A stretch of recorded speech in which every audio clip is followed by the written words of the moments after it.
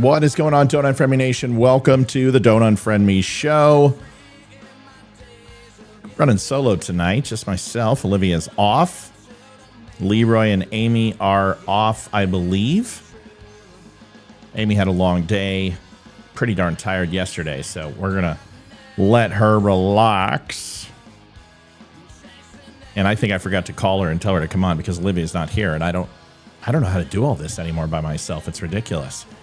So, Amy, I love you. Hold on a second.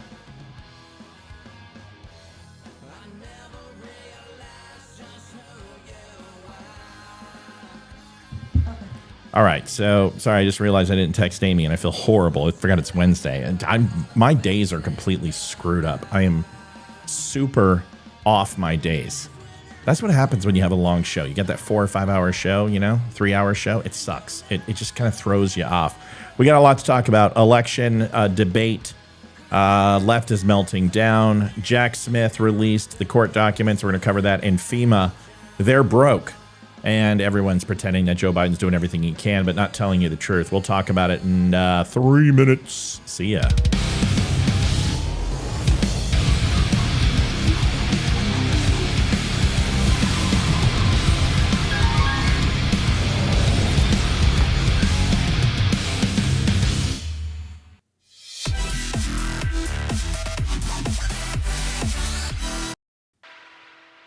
Hi, Amy.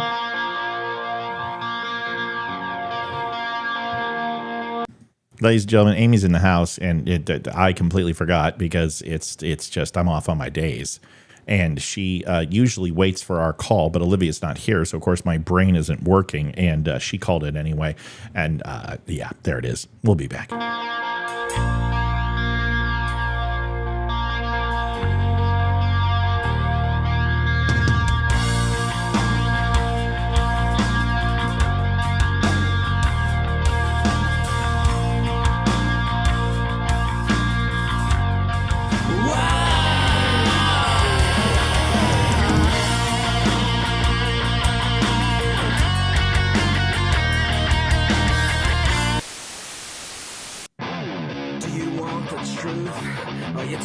So confused, you feel like you're more fucked up than the lies on the evening news. Well, just step right in. We can talk about it all as friends. And if you want, we can hug and kiss and make up for the party ends. Agree or disagree, stop offering me. 'Cause I'm everything you want, damn sure what you need. I won't tell no lies, back up on the facts with truth. And if you can't get down with that, you must be somebody's stuff.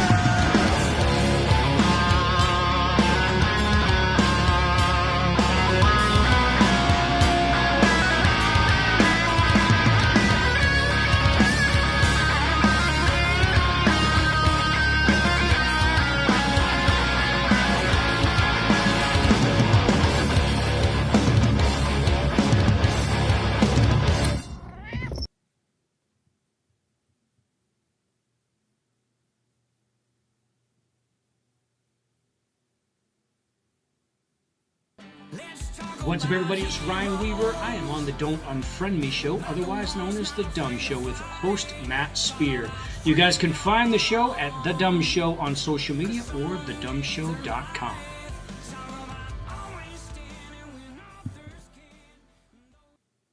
Adjusting transmitter output. This is the Don't Unfriend Me show with your hosts Matt, Leroy, Amy, and Olivia. Geopolitics, military analysis, and election coverage. Coming to you live on social media channels at The DUM Show. Honest, direct, unfiltered. We can agree, we can disagree. Just don't unfriend me. We lost her. I was going to try to be frozen with her. There she is. She froze for a second. It was funny. I tried to mimic your freezing. I'm sorry, I forgot you. It's okay. I'm forgettable. Am I blurry? No, you're not blurry. Every fucking time. Blind. You're I'm blind. you're not blurry. You look great. I just got off of my days because it was such a crazy night last night. Did you watch the debate? I did. It's very enjoyable. It's probably the Yeah. best debate we've had in like forever. So Yeah, I was saying the same thing. It was fantastic. Of course, the left is oh, it's horrible, and JD Vance no longer is he weird. He's just a liar. It's like, oh, come on. It doesn't matter what. This guy could come out and could be Jesus on stilts. I mean, he was fairly soft on abortion. He agreed with a lot of Tim Vance's stuff. He was, I mean, he seemed like a moderate, and they still bash. Oh, he's a Hitler. He's a Hitler. I thought it was so funny that they were like, "Oh, I agree with your points." It was like, "Are you guys gonna make out soon, or like what?" Right. Well, I was saying that. I'm like, this looks gay. I mean, it was like it was a gayathon, and that's I don't want them freaking swinging dicks. I want them to be policy based, and it was policy. Now at the end, someone gave Tim Walz the high sign and was like, "You need to hit him on J6. You need to hit him on this," and they did. I thought JD handled well, and let's face it, 12% of the population watched it. Hey, Tina Ford, thank you for starting us out. Great way to start Thank you, out. Tina. So it is what it is. I think he did well. I don't think it changes anything. I think it might change his favorability a little bit, but overall, let me walk through the basics and then we can chat some more. Tonight's goal, folks, we're doing a nightly goal instead. It's just easier. I feel, it makes me, can I be honest? I feel uncomfortable. Like when it's like $200 out of like 3,500, I'm like, oh, I feel great. I feel good. And then maybe it gets to like 1,000. I'm like, I still feel really comfortable. And then when it gets higher, I'm like, you know what? No, because to me, it makes it feel like people would walk in and look at that and go, that's a lot of money. How is that human being worth that? But what they don't understand is that after 30 days of doing this and doing it 22 times, and you do the math and you do the cost, it's not like there's that much meat on the bone. But I think it's just better to do it this way. It's just a smaller number. It's easy. It makes sense to people. They can do the math. $100 an hour. Is it really worth $100 an hour to sit here, amongst a couple hundred people? And I think that's fine. So that's why I'm putting it up there like that. It's a lot easier. And then at the end of the month, I think what I'll do is just to be really transparent is tell you where we landed and just let people know, and we can kind of go from there. What do you think, I like Amy? that. I actually like that idea a lot more. I think it's more digestible for people to see $200 than, I forget the number, whatever the number is. Well, but it just depends. Between 32, I think we've done between 32.50 and 37.50, maybe even a little bit lower than that. But that's kind of where we have, tried to put the mark at. You know what I mean? Yeah. Wow. See, and then people have been doing it. You should have seen last night in the last 20 minutes. They gave almost gave $300 because like we were $25 short of our goal. And I'm like, I'm staying here until we hit that 23. And then all of a sudden, like 15 donations came in and just bam, bam, bam, bam. And I'm just like, these people are amazing. They're so freaking awesome. They make it so. Iva Lee. I don't know if I'm saying Iva Lee. Love that. It's like very Southern sounding. And I think Iva Lee is usually our mail-in person. So she mails it, I think, and Olivia would have to be here to answer that, but it looks like she's embracing the PayPal or Venmo. By the way, folks, just quickly, we're already almost at our goal for the night, but remember, we always appreciate it. thedumshow.com/donate, and you can go there, or you can go to linktapgo.com/thedumshow. Both work, but this one's really simple. You just go to thedumshow.com/donate, and I'll walk you through it quickly. And I want to try to give examples because Amy, you're not going to be on this for a second, but you will be as soon as I'm done. I'm okay with it. No, stop this right now. I demand to be. This is so unfair. It's so thedumshow.com/donate. And I made this page because it's real simple. You just come on over here and you can go to the support the show. You'll have PayPal, mail a donation, or donate with Venmo. And you can click right here and it'll go right to Venmo right there. Or you can do it on your phone that way, or just use @thedumshow for Venmo or @Don'tUnfriendMe for PayPal. And it's that simple. So let me get Amy in here because we've got work to do. Anyway, any other thoughts on the debate besides that? Was there anything else that kind of stood out and you're like, I mean, there was, I was talking to the TV quite a bit last night. I will say that I wish that someone would have the guts to bring up the transgender crap and the school crap, but it doesn't seem like anyone cares. And yeah, I'm just frustrated about that. But I thought it was a good debate overall. And I think, in my personal opinion, I think Walls did much better than I expected him to. He kind of did fall apart a little bit, and some of his comments were, wow. I'm a knucklehead. The vice president of the United States future is saying I'm a knucklehead. The worst one to me was that he said he's friends with school shooters. And I'm like, what in the mother of pearl is happening? And why are we even, I don't think he meant that. He could not have meant that. That's horrifying. Do you remember I told you I thought he was a lot like Bernie Sanders? Yeah. He reminds me of Bernie. He's likable. Yeah. I know people don't like him. He lies. Of course he lies, right? And we get that. We understand. I mean, J.D. Vance lied too. I mean, come on. J.D. Vance lied a little bit. He did want a national abortion ban. Come on. There were things that I could have fact checked on J.D. Vance. He wasn't being honest. But Walls, he didn't lie much. He just completely outed himself. That's the thing. It was people well, JD didn't hit him. And I'm like, he really didn't need to. He just need to let him talk. Because there were some things that he said, no, Kamala's going to do this and promise the moon. But as far as he didn't hit her on her stance on unfettered access to abortion, but she hit him. Now he lied about that. We know this. So I'm not saying he didn't lie at all. But what I'm saying is a lot of the things he could have hit her on, it's almost like he was just outing it himself. Well, woe is me, but now we're going to go ahead and do it. And we didn't do it yesterday, but today or tomorrow is going to be the today. And you're just like, what the? It was just a weird debate. But JD Vance, I mean, he came off as basically what I said, and it got me a strike on Twitter. Is I said, wow, he's the white Obama.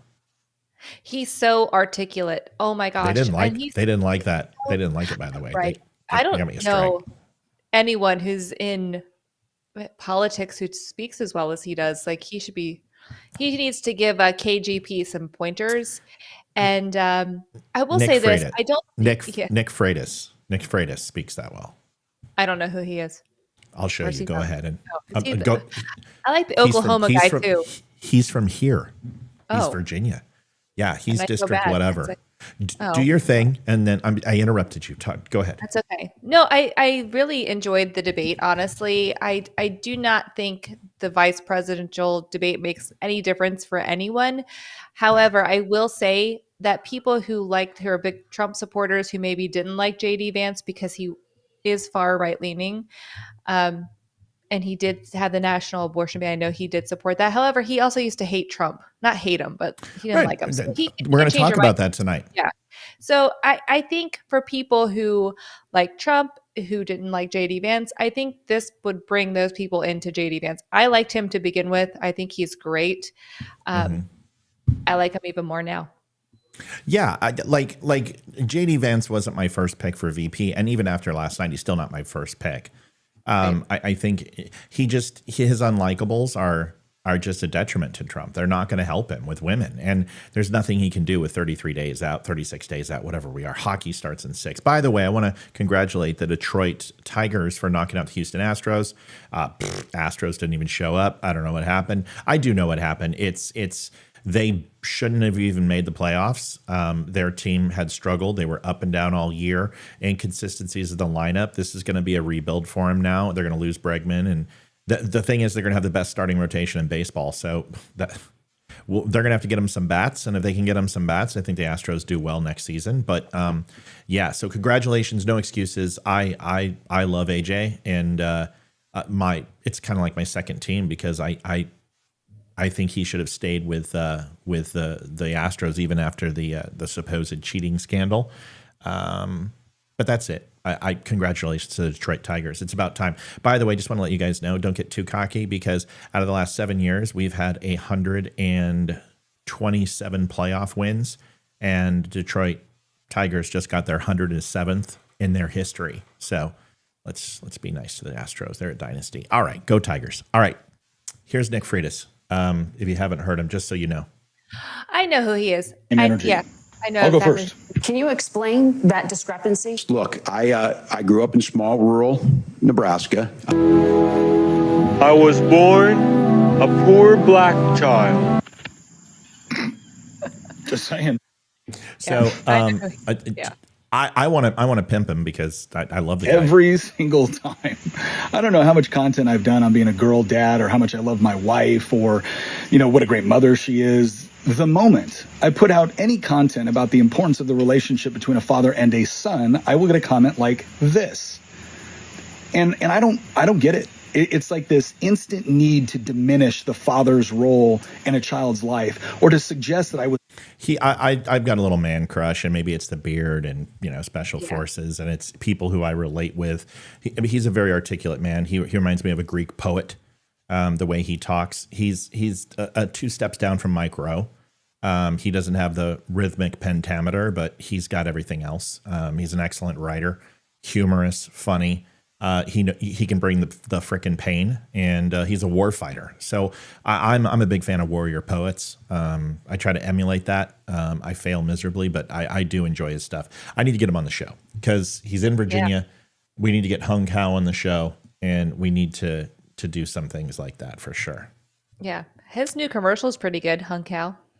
Yeah, there's a big. I've got to switch this. There's a big rumor that the RNC and I'm trying to get him on because this would really piss off Virginia RNC, and especially if Youngkin's going to run national next election cycle in 2028. The RNC needs all the money they can get, and if they're not taking care of Hung Kao, it's ultimately going to hurt Youngkin in 2028. So I want to bring Hung Kao on. I've had breakfast with the guy. I just need to tell him, hey, I want to have you on. I'm sure he'll come on. Yeah. He lives. Yeah. He's in the area. Local. Yeah. Local. Kind of like Brandon Michon. He's in the area. So, but Nick is, I think he's down. I want to say he's past, so he might be Virginia Beach area or Hamptons, somewhere around there. Hampton Roads. I think it's Hampton Roads. I know when I saw his picture of I know who he is, and I follow him too because I think he's great. So he's Hampton Roads, I'm pretty sure. Smart guy. And he's Virginia, so we can get him some exposure. And surprisingly enough, this is our third biggest audience. So you want to hear something crazy? Do you want to hear our two biggest audiences? Take a guess. Where do you think our biggest state is?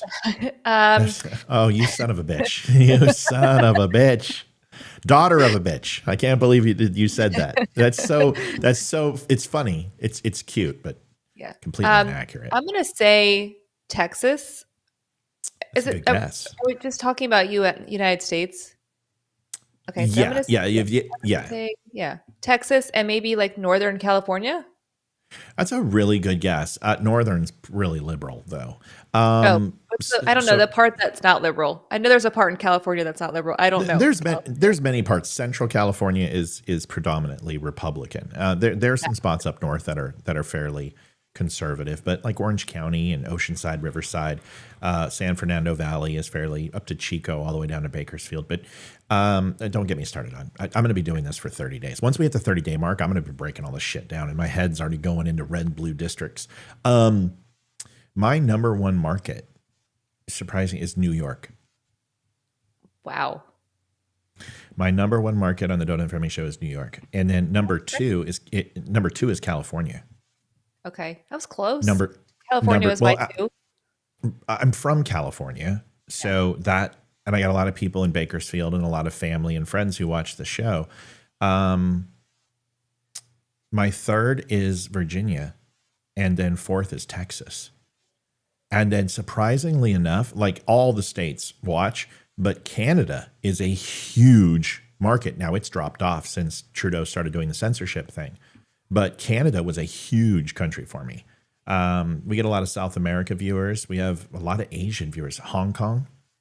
Weird. Yeah, I can see that though. They're very conservative in most Asian countries. So Yeah. So we get a ton of viewers. I mean, we are international. There's no doubt. I've get viewers. The podcast though, Ames, is doing really well, surprisingly enough. Now we're not Sean Ryan, who just went #1. And to my boy Sean Ryan, congratulations, man. You've earned it. You are an amazing force. I think you're the best, probably one of the best hosts I've ever seen. And Jocko Willink, Jocko's good with other SEALs and Spec Ops guys, but you give the crazies a platform and you treat everybody the same. You never go, you're full of shit, get off my show, like Joe Rogan does, or I would do.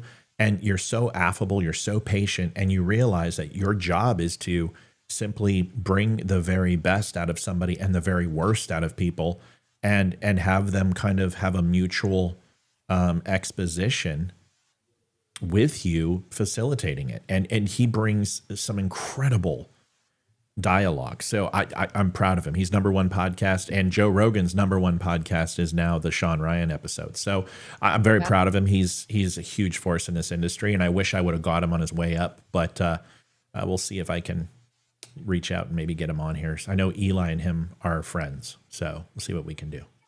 But That'd be awesome. Anyway, our podcast is an infinitesimal pinprick on his. It's doing so well, and when we left Spreely, it was hosted on Spreely's account, and we were probably getting 35,000 downloads a month. We have only been on our own solo for 2 months now, and it nothing changed. Everything, we just jumped off Spreely and went to my own personal. I bought my own account with Spreaker, my own business account, and we reached 250,000 downloads in just 60 days, which is huge. That's massive. I mean, that's really good. So, and that, or excuse me, 250,000 interactions. If we were at a 250,000 downloads, holy crap, I'd be in the top 20 nationally.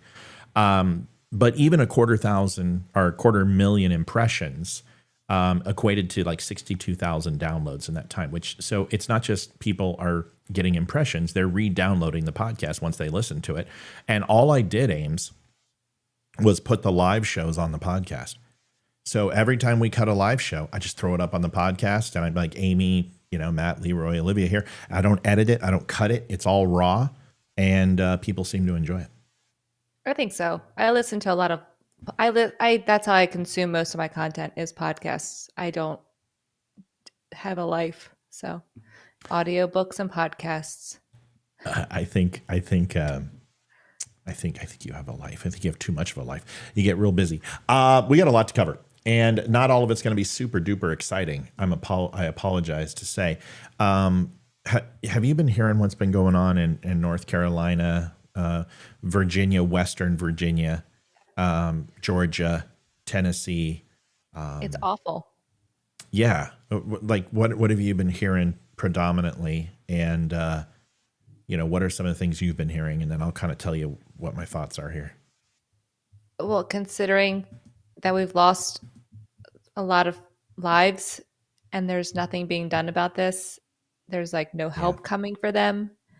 FEMA apparently is not even there helping. It's literally people who live there that were not as affected helping the people who are completely devastated, and they're hooking up their own Starlinks. I mean, I watched these videos today, actually. Like the police officers are using like the civilians' Starlink hookups that they're doing on their own. Like no one is helping these people. It's complete devastation. And it's not even being covered on the news. Like it's so bizarre. Yeah. It's just bizarre. Everyone knows that I have a hobby of tracking IFF transponders for civilian and military aircraft. And I peeked today, and then I went into my software for naval vessels and maritime ships. It's getting bad. Already, like I have a protein shake that I drink, and I order it every month, and it's relatively expensive, and it always gets next day for Amazon. It's 7 days out, and that's the beginning, right? You start seeing the long shipping times on Amazon, and they know it's because of unloading freight. Are you talking about the ports being closed? I thought you were talking about the hurricane. No, I'm shifting into something else here. Gotcha. Okay. But I'm coming over here, but I'm going to bring it all together. But no, I know. But that's what I'm saying is that we're seeing delayed shipping times and things to that effect, right? So when I talk that I'm checking naval vessels and I'm checking aircraft, I'm looking at all the shipping vessels on the East Coast that are being redirected. And it is creating a ton of congestion. Right now, I think there's 37 ships in harbor that are in gridlock. So the reason I brought that up is to segue into that it's going to get bad on that aspect, because I was looking at air travel and then I went to the naval vessel program and was like, holy shit, this strike is already having an impact. Going back to the air, I started looking over and searching for some fairly consistent SAR or SAR aircraft, which would be C-130s, which would be P-3 Orions, which would be SH-60, UH-60 Blackhawks, predominantly Blackhawks from Air Force, Navy, Coast Guard, and Marine Corps share the same one with the Navy. And I was seeing maybe one or two flying over North Carolina as military aircraft. For Joe Biden to say that there is military presence in the air, there's not. You can't get in there. And there's a video I'm going to show you. It's about 5 minutes long. There's a lot to this, but I want to talk about my personal experience with FEMA and in Harvey, which was horrendous. Now, one thing I will say is military presence was abundant in Harvey, but they're not demonstrating that at this level. Now, the first question I have for you is like, take a look at Gaza. You'll see those big C-117s go out there and drop those round shoots, and they'll drop, 100,000, 200,000 pounds of water and food that, of course, Hamas takes. But why aren't we dropping off that? This is 6 days now, and there's people without fresh water. They're going to a creek, and they're bathing with it. They're using it for toilet buckets, and some people are drinking it. Now, Giardia is not something that happens all the time, but I will tell you, it is not smart to drink water from a river, especially that's been impacted by floods. I mean, this stuff is brackish, it's dirty, and if you get dysentery, you're dead in 24 hours. You're fucking dead. You're dead. Yeah. The rule of three. Sorry, I was just saying, it's amazing that our government is so capable of helping everyone else. We're letting everyone else into our country. We're sending money out to everybody else. Right. Screw you people who've lived here your whole life and that you have ties to this land and you love your country. Screw all of y'all. Like, that is it's sick. It's the way it feels, right? Yeah. Yeah. The rule of three here is in huge effect. And the rule of three, if you can live with 3 minutes without oxygen, 3 days without water, and 3 weeks without food.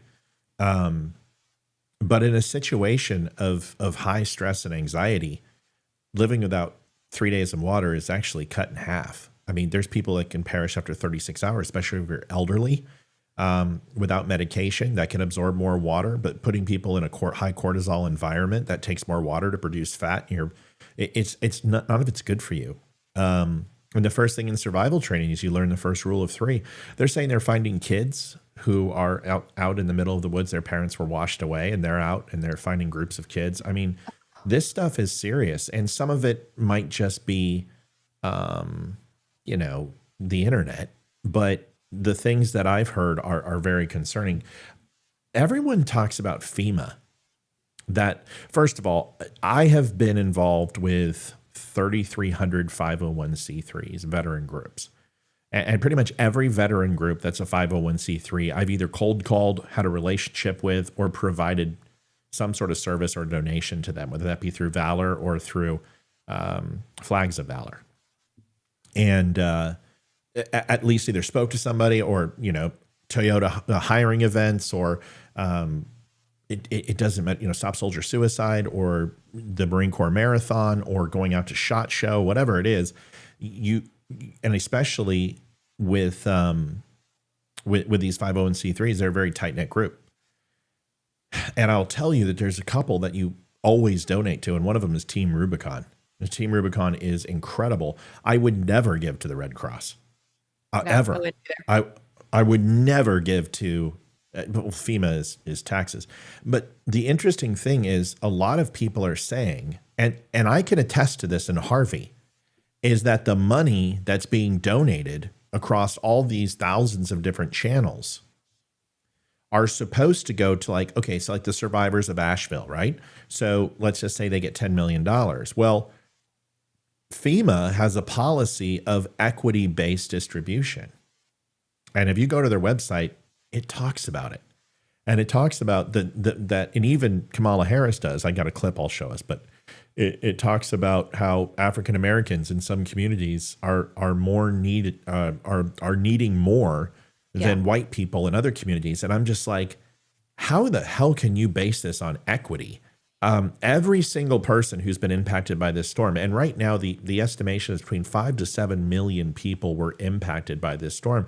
If we go ahead and take a look at Ukraine, I think there's 35.7 or something million people. I think I pulled that stat from like 9 months ago. I think 35.7 million is the number, and that's probably less now. But if we take $150 billion, I think that's $3,700 per person, roughly. If we gave out of the 150 billion we've given Ukraine, that's $3,700 per person, right? We've got but we got 5 to 7. It's very close to that. 33 to 37. I might be off, but it doesn't matter. It's absolutely north of $3,200. Somebody can do the math for me. But if we take a look at the 5 to 7 million people, and Kamala Harris is now coming out that each of those people are getting $750. It is one of the most insulting, because that's only like $5 billion. I mean, it's not even scratching. It's not even 10% of what they're giving Ukraine. It's baffling because my dad actually helps with FEMA quite often as a contractor. I haven't talked to him in a week though, so I don't know what he's doing these days. But when they were hit by the hurricane and their whole neighborhood, except for their home, thank God, and like 2 other homes were wiped out, like their whole neighborhood was gone. FEMA was amazing to them.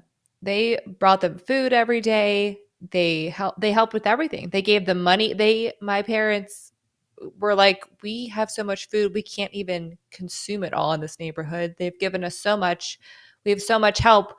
We can't even we don't need this much help. It was insane. Like they did so much for them. And that was 2 years ago?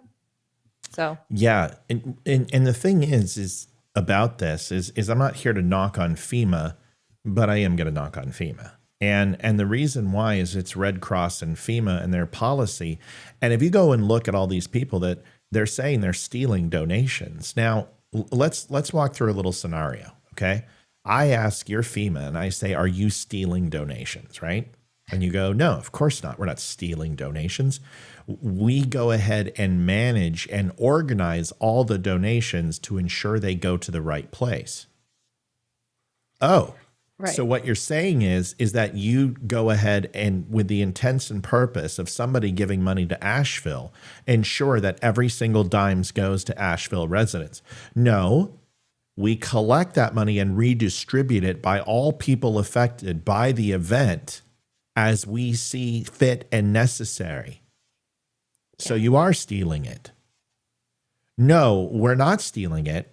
It can get really hectic with all those donations and making sure they all go to the same place. And so what we do is we go ahead and we stop all those donations and we collect them. And then we work with nonprofit organizations who receive those donations and distribute it accordingly. So you're stealing. Yeah. No. Okay. So you're saying that all the money that I give, and I say it's Asheville Foundation Awareness Corporation, and I decide to go ahead and give them $1,000. You're telling me that $1,000 specifically goes to Asheville residents? No. So it's theft. You're stealing it and repurposing it to what you want, not where I said I wanted it to go. Right. And then the question would have to be, okay, so they're like, yes, but it's different in a natural, in an emergency of this scale. Okay, so what you're saying is that if I have a hurricane that hits my area, I can go over to my neighbor's house, take something from them, and go give it to somebody else. Is that what you're saying? Because that's redistribution and I can give it to somebody else. No, because then you're stealing. So you tell me, because when I called FEMA and I talked to a representative, and I recorded the conversation, and at the very end they said, are you because I had to identify myself at the beginning. They said, are you recording this? And I said, yes. And they said, you don't have our authorization to play it. So I was like, son of a bitch. But I wanted to really bad because this was the conversation. And I said, okay, so if my neighbor decides that in a hurricane to give me their 4x4 police vehicle that's not theirs to get out, and I take it and get out, and then I cross state lines and I'm arrested, is it vehicular theft? And the lady goes, you know what? I can't have this conversation. This doesn't make any sense. I said, well, it does make sense when you try to think of it like this. Someone was doing something intentional. It wasn't theirs. They gave it to me and said it was for a good cause. And then ultimately it's still theft because they had no right to give that money the way they deemed fit. So when FEMA and Red Cross, who are bankrupt, which we can go into that in just a second, takes donations from Donald Trump or all these organizations, these 501c3s, and use that wasn't the intent of the money. The intent was purposely for this. But then once they take those donations, it goes into payroll. It goes into overhead. It goes into bringing in specialists. It goes into paying for the military. So the residents don't see that money. How is that not theft? Am I being crazy here? No, not at all. I've heard the same things. I heard a lot of that today, that FEMA is not giving out the money that they're collecting. So it sounds like socialism, right? Everybody puts into the pool, and yeah, it's just frustrating. It's stupid because the point of this whole thing is that usually people donate based upon where they live, and they or people they know, or there is a common thread that sews them together. So when I donate, like to a veteran, I don't want it going to somebody in the Peace Corps. I want it to go into a veterans group. So that bothered me. Someone said, hey, you can use the recording because they're a 501c3. No, that's not true. So in the state of Virginia, I don't have to notify somebody that they're being recorded, but if I'm going to use it in the court of law or use it in a presentation, they have to authorize and know about it. Second, a 501c3 is completely, I'm going to explain that in a second, is completely open. They have to show their books, and at any time you can walk into any 501c3 and request to see their ledger and to see their P&L sheet and to see their bottom line of where their donations come from. That can be asked by any organization. Go ahead with what you're going to say about Virginia. About the recording. I don't know if it's different with corporations, but I know if you're as long as one party consents, you can record anybody without their consent in Virginia, and you can use it in a court. I've had to do it. So you can, that's court of law. But if I go ahead and I have a conversation under false pretense and go ahead and when they request for me not to use that audio, I'm opening myself up for libel and slander. So I can't, if I notify them that I'm recording, which they asked me and I said yes, and then they say I do not authorize you to use this recording, I'm opening myself up for a lawsuit that I don't want. Whether I would be held accountable for it or not is immaterial. I can't afford that. I don't want to go through a $25,000 lawsuit. So my whole point was it's better to be safe than sorry is my point. Does that make sense? I'm with you. That just made me think of, I don't want to go down this rabbit hole, but it's like when you call a company, they're saying, like, it always says you're being recorded. So I'm wondering if they were also recording the conversation and if that negates anything. I don't know. Yeah, but see, they usually say you're being recorded for training purposes, which isn't for internal use only. If you were to go use it externally and put it on the news, like say I have a conversation, I'm like, listen, fuck you, GoDaddy, like I did a couple of weeks ago. And then they take that and broadcast it nationally with my name and information, I can sue them for libel and slander. So there's plenty of things that I can do. when they collect that information under false pretense. That's the one thing. You can record without somebody's intent, but to redistribute it is a completely different thing. That's okay. It's Wednesday. Oh, it's all good. Let's see. Here we go. Let's go ahead and do this. So I just want to walk over some of the issues that have taken place when it comes to FEMA and Red Cross. So in 2005, Red Cross faced criticism for its response to Hurricane Katrina. Complaints about inefficiencies in distributing aid and lack of transparency around donations were rampant. Fraudulent claims were made on Red Cross resources intended for victims, and then also the insurance fiascos that took place, which is attached to every one of these. The Haiti earthquake in 2010. Red Cross raised nearly $500 million, but was accused of not only building a few houses with few funds. Investigative reports by ProPublica and NPR question the organization's management of the donations and its lack of transparency.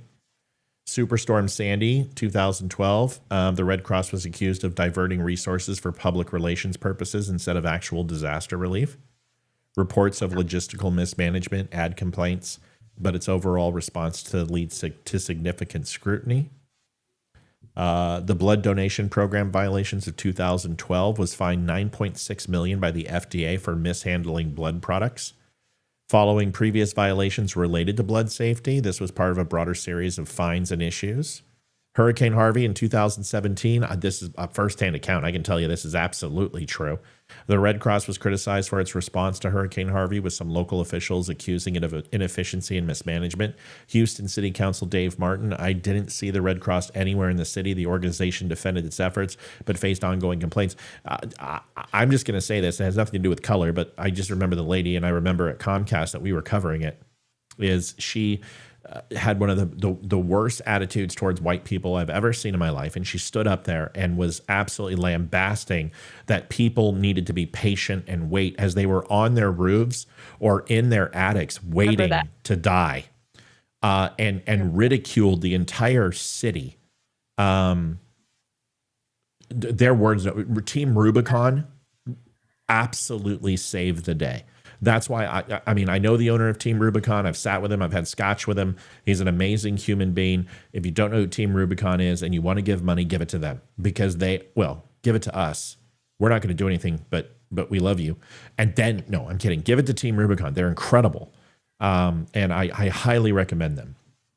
Wildfire response in California. We all remember this in 17 and 20. The Red Cross also criticized during its response to California wildfires. Complaints range from the mishandling of shelters to insufficient distribution of relief supplies. And this is the one that Donald Trump gets hits on, that he held money up for California. It's not true. He actually sent money and then created a provision in the following upcoming year's budget during the fire season that California was supposed to do back burns and start doing controlled burns to ensure that deadfall and overall ground vegetation was not in abundance in some of these hot areas, and they didn't follow through. And Trump's like, listen, we're just not going to go give you $100 million to $1 billion every time there's a fire in California if you guys don't start doing your jobs, which is backfires. Now, my dad was in the fire department, was a captain, and I remember the back burns. They would burn in Santa Barbara and Paso Robles and Van Nuys and Los Angeles, Santa Paula, Oxnard, Thousand Oaks, and they would do these back burns. And every summer, every week, you would have some fire going on it, and we would freak out. My dad's like, don't worry about it. It's red, which means it's extremely hot, red smoke. So it means it's a controlled burn. And I'm just like, I don't know how you know that, but that's great. And California didn't have these massive fires that they have now. So anyway, wildfire response is one. And then COVID. I mean, my God, the Red Cross came under fire for how it handled blood drives during the pandemic.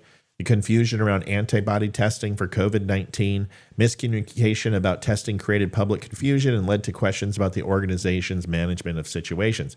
So if you're going to give money to anyone, I certainly would not give it to the Red Cross.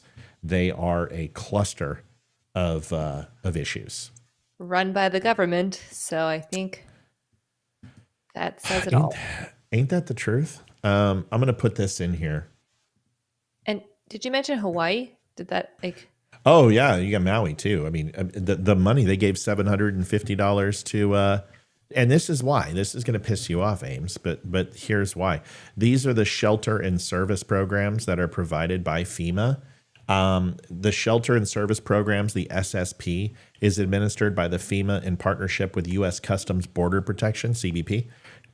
The SSP provides financial support to non-federal entities to provide humanitarian services to non-citizen migrants, illegals.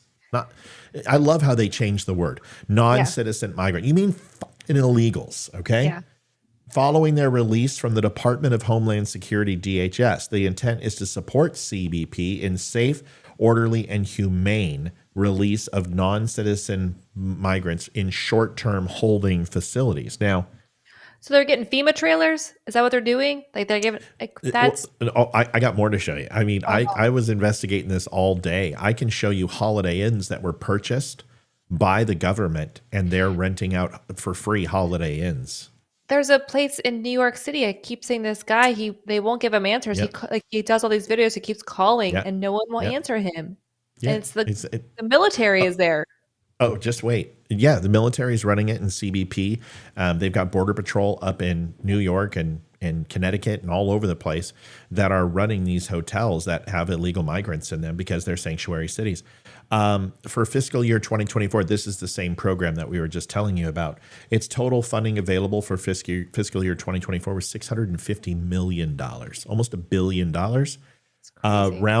Round one, 275, 40 million, 300 million. And any unclaimed rewards in round two funding were $340 million. In the fiscal year 2023, I have the screenshot right here, it was 291 million in the first wave, 77.3 million in the second wave, 12.2 in the reserve funding, for a total of 363.8 million. The revenue from that and the over allocation for budget has exponentially gone up by like 300% since Donald Trump left office. So they keep pumping more money into it because these are the amount of illegals that are coming in. And this is why Donald Trump and others are saying, well, wait, we've probably got $21 million. Otherwise, this funding for housing wouldn't keep going up. Oh my gosh. Here, this is bad. Wait till you hear this. This is going to piss you off tonight. I told you. That's why I was like, I didn't know if you're going to come on. I'm glad you did. Listen to this. Before we even got activated, we flew up here and then we got activated, which was great. I have my team up here. My name's Jonathan Howard. I'm a member of the Florida State Guard. All right. So this is Jonathan Howard. He's from Florida. He's pilot, military, Black Hawk, civilian. Doesn't matter if it's a rotary aircraft, he can fly it. And you can tell he's military. He's wearing wraparounds, the beard. It's all the same. So I'm going to try to get him on the show because I was so. This is what kicked me off this morning. I watched this at like 04:30, and I was so pissed. I'm sorry to keep going. I just want to give you all this information, and we can process it. But listen to this. Special Missions Unit. Maureen, are you okay? You got power? I hope you're okay, sister. Let me know how you are. If you need anything, let me know. If you need money, you need me to fly out, I don't care, whatever you need. And I'm also up here with Aerial Recovery, a nonprofit. I came up here on Sunday with Aerial Recovery before we even got activated. We flew up here and then we got activated, which was great. I have my team up here working as well. Here's the problem. I'm going to tell you everything that's happening from the ground, what I'm actually seeing, because what they're telling you is complete bullshit on the news, and these politicians don't have a fucking clue and they're lying. And I'll say this now, I'll say it at the end of the video. The only thing I need from this video is helicopters. If I have helicopters, I can save lives. Without helicopters, I can't reach these people. It doesn't matter how many chainsaws and trucks I got, I can't get to them. They're 10 miles in, 20 miles, 40 miles in the mountains. There's no way to get with them or even communicate with them. I am literally flying around in a civilian helicopter looking for SOS messages carved in the mud or painted on the ground, and we're dropping down and saving them. What got me fired up about this was yesterday, me and my team did the rescue of that 11-day-old baby. And all these government officials and social media, they're showing that video, that pictures and video of that rescue, and claiming that like they have some like government help with that. And I mean, even USA, I think it was USA Today, wrote an article about it saying it was a Florida National Guard that went and got it, like with a helicopter. No, it was me, my buddy Charlie, and a civilian named Zeb with his own personal helicopter out of Wilmington, North Carolina. Like, without that civilian, that baby would be dead. And the old lady we went and rescued after that, she'd be dead too, because she had 1 day left of oxygen. No one was going to go get them. I will tell you, when we go up in the air, I probably see 40 civilian helicopters, and I might see 2 Blackhawks, National Guard, military, whatever they are. That's it. No one's out there doing rescues. I have my entire team up here from Florida right now, and they have no ability to go rescue these people other than what they can drive to. And the people that are in dire need, they're out in the mountains. They are completely cut off. Now, I will say, I spoke to my congresswoman down in Florida, and she's a badass, and she made a bunch of phone calls, and now we got 2 contracted 60s coming up here tomorrow, which UH-60 Blackhawks, basically, is what he's saying. is great. I love that, but like, I still don't understand why we don't have more helicopters. Like, we'll get a lot of work done with that, but there's no military. There's no. They need to have sheriff's office that has FLIR. They need city police out there. They need National Guard out there. They need to activate, obviously, these Black Hawk units on the East and West Coast to go ahead and come in. We literally should have like air traffic control. They should make this like a forward operating base in every single one of these states and have. There are plenty of golf courses in this area. There are plenty open fields in this area for these helos to reload and do what they need to do. This isn't difficult, but it's ineffectual leadership. This is just like the Afghanistan withdrawal. Why are we, if we can't exfil from Afghanistan, which is one of the most complicated things in the world, but was laid out and they had almost 18 months to plan, do we really expect that they're ready for this, that they know what to do? It's hard to get there. What is this, the fucking Himalayas? You got civilians doing this. Same thing with Harvey. We were bringing our personal boats and fishing vessels out and getting the impoverished neighborhoods and getting these people out of these multi-dwelling units, these first floor apartments. It was 20 feet of water. And we're out there in trolleys getting people. There was no Coast Guard. There was no Navy. There was no National Guard until the governor actually laid the law down and said, okay, enough. We're not getting federal help. We're doing this ourselves. Your thoughts, Ames? I have a question, which we may not know the answer to. I think we can probably guess by where it's situated, but the areas that were most devastated by this, what do they normally vote, red or blue? Because I think, does that have something to do with it? Asheville's, that's a really good question, right? So the first thing, this is what pisses me off. You ask a question that's valid. Other people are calling it space lasers again, and this is HARP, and it's weather control, and they created this hurricane to suppress the vote. People, just stop thinking. Just hold your breath for 15 minutes, and if that doesn't work, wait longer, okay? But I want to be clear. Asheville is predominantly blue county. Okay. So everyone's like, oh my God, Asheville. Yeah. This is going to impact voting all over the state. Okay. This is going to happen. Don't you remember what happened in 2020? Everyone remember the snowstorms? Remember there were hurricanes in Florida? We know what to do. There's mobile voting centers. I believe that there's enough time to get these people to vote, but this is what I tried to tell you. Do you remember when I told you vote early, vote now, vote right now, and check? If you would have voted, we wouldn't be in this. And I'm not trying to make you feel worse. I love you. Thank you, Amy. Thanks, Amy. The Muds chipped in. I'm not trying to make you feel worse. What I'm saying is this is why I told you had to vote early and as Republicans, we need to get over this early voting shit. Just vote early and then check the registry, check your state gov. They'll say that you voted. And if you haven't, then you show up on day. I'd show up on day anyway. But the point is, we don't know what's going to happen. We don't know if there's going to be a 3-day blizzard.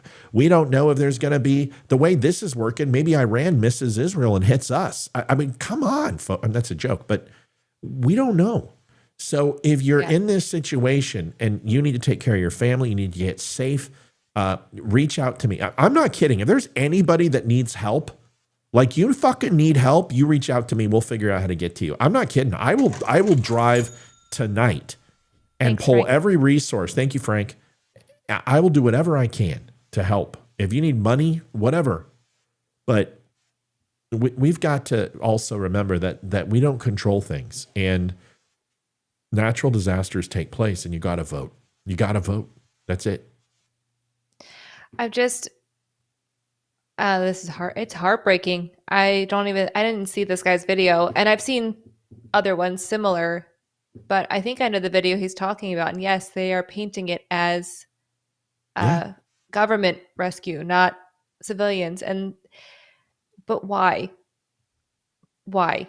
And they're not doing enough. So if they want to make themselves look better, why don't you actually get people out there to save these people's lives? That's a If you care wonderful about thing. So let's see what Kamala Harris did. Joe Biden flew over and they had to clear the airspace for him. So that slowed down rescue efforts because now I got to listen, this is the truth. In Harvey, we didn't want Trump there. We didn't want anyone there. We don't want people to be there. We want to see our governor. We want to see our state and local officials. We want to see FEMA and Red Cross. We want to see a nest team if it's toxic or biochemical. We don't want to see the president. And that's what when everyone's like, oh, Joe Biden should be there. No, Joe Biden shouldn't be there. But what we should see is a military presence and search and rescue operation of the likes we've never seen before. We should be pretending that there's a little boy in a well and Lassie has to go find Timmy. We should do that times a million. But this is what we get instead. This is going to, oh my God, I'm so included FEMA providing 700. First of all, your jacket, I got something to say about it, but hold on. Let's watch this first. She's the president now. And the federal relief and assistance that we have been providing has included FEMA providing $750 for folks who need immediate needs being met. $750 in this economy. Wow. Yeah, that'll get you a week's worth of groceries. Week's worth of groceries, if those grocery stores are still open. And then let's not forget the almighty no good tragedy goes to waste. Thank you, Stumps. Stumpy. Appreciate you, Stumpy. We're getting close, folks. We're about $47.60 away. See if you can help us out. We would appreciate it. Thanks for donating. You just go to thedumshow.com/donate. But here's Kamala. In her, I will say it says Vice President of the United States jacket. Most of them don't wear it. I want you to think about Dan Quayle. I want you to think about Joe in his aviator sunglasses. I want you to think about Mike Pence. I want you, I mean, hell, you can go back as far as you want. Do you remember anyone ever wearing the presidential seal on their jacket? I don't. It looks like a nice jacket, though. It looks like it would be really nice.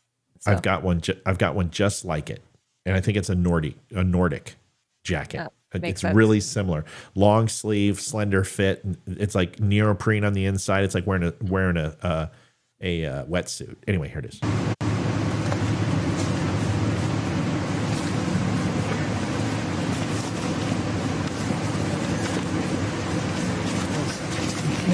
Hey, motherfucker, get out of the shot. We're trying to go ahead and get this for the freaking campaign ad.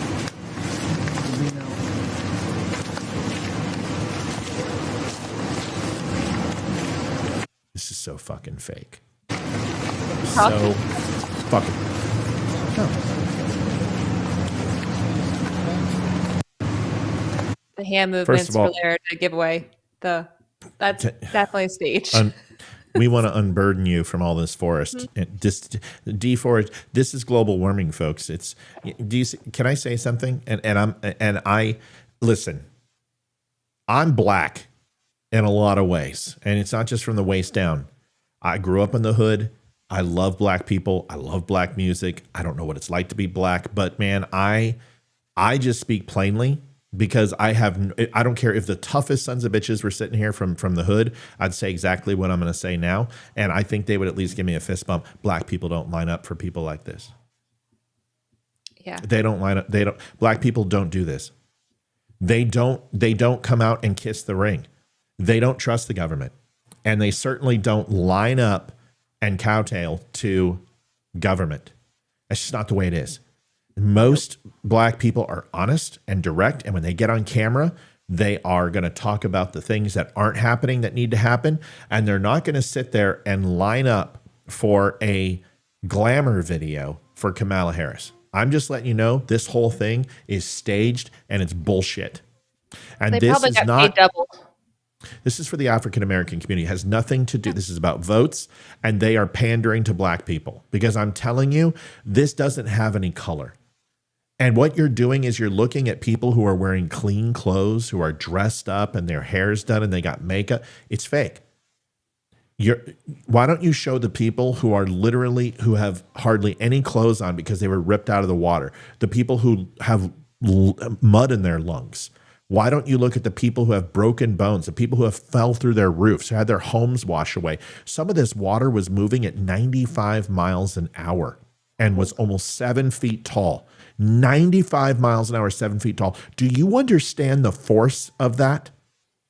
Could you possibly understand with debris and trees? Some of these places were perfectly fine. Birds were everywhere, and it was filled with water in a matter of quarters of a second. I'll show you some of these videos. This doesn't reflect what's going on. And whoever created this is a pig, an absolute pig. You can just see her. Look at her. She's staring off into space. She's not engaged. I'm surprised she doesn't check her watch. Pisses me off. Totally set up.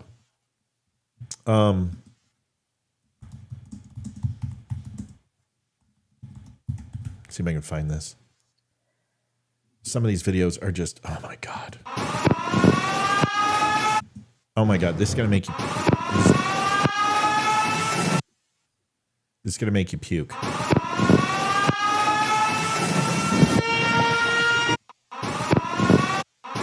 Watch it come over this hill.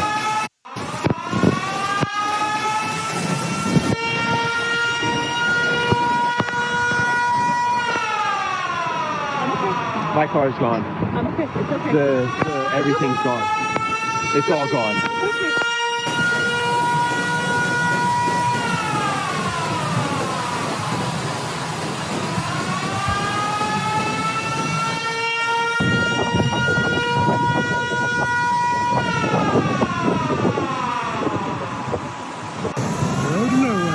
That was a child Spider-Man mask, by the way. Oh.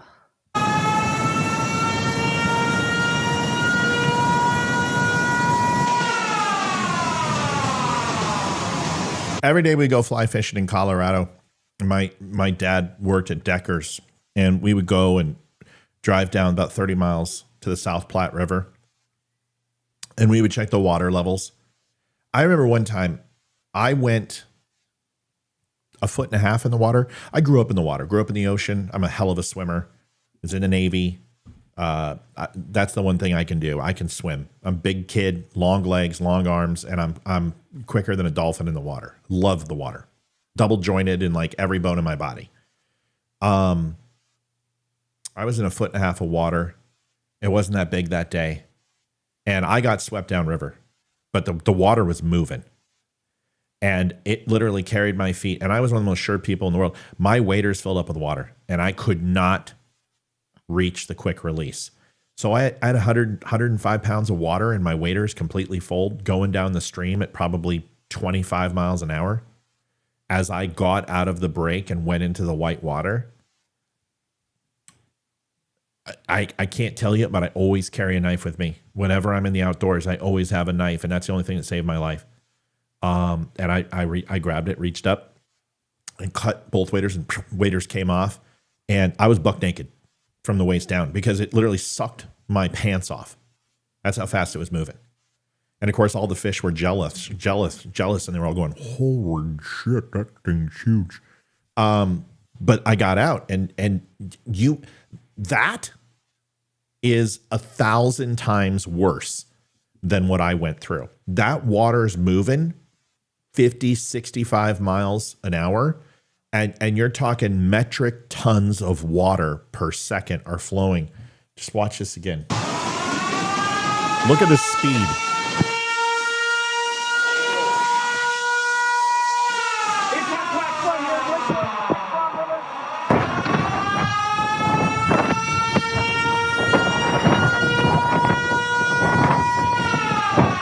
All right, guys, just to give you an understanding. I'll just tell you this. If you get caught in that, you're never coming up. Right. You're never coming up. When the water recedes, they'll find you, but you're going to get lodged under rocks, under under timber, cars, mud. Yeah, mud will suck you up, and it'll just. The people. I don't mean to be graphic, but the standard burial. You know when they say 6 feet under, it's not actually 6 feet. It's deeper than that. And most grave sites that they bury are from top to bottom. You start at the 6 feet mark, but they're closer to 8. Now, you can figure out the diameter of these are usually 6.5 feet by 3.5 feet. How much earth that is. They were seeing caskets floating downriver from the local cemeteries because it washed away so much earth. The amount of erosion that took place. Do you guys understand? This is going to cost billions and billions and billions of dollars. This is going to make Hurricane Harvey look like nothing because it's the deforestation that took place. It's the fresh water. It's any infrastructure as far as roadways and bridges. It's these towns. And it may not be from a dollar sense that much, but to rebuild it and get these people where they want to be. Now, there's a bunch of people talking about the lithium ion contract with BlackRock. Okay, listen to me, people. Can you stop? You're driving me up the wall. Listen, BlackRock is a major corporation. And before then, it was Halliburton. And it was Microsoft. It was Pfizer a couple years ago. Listen to me.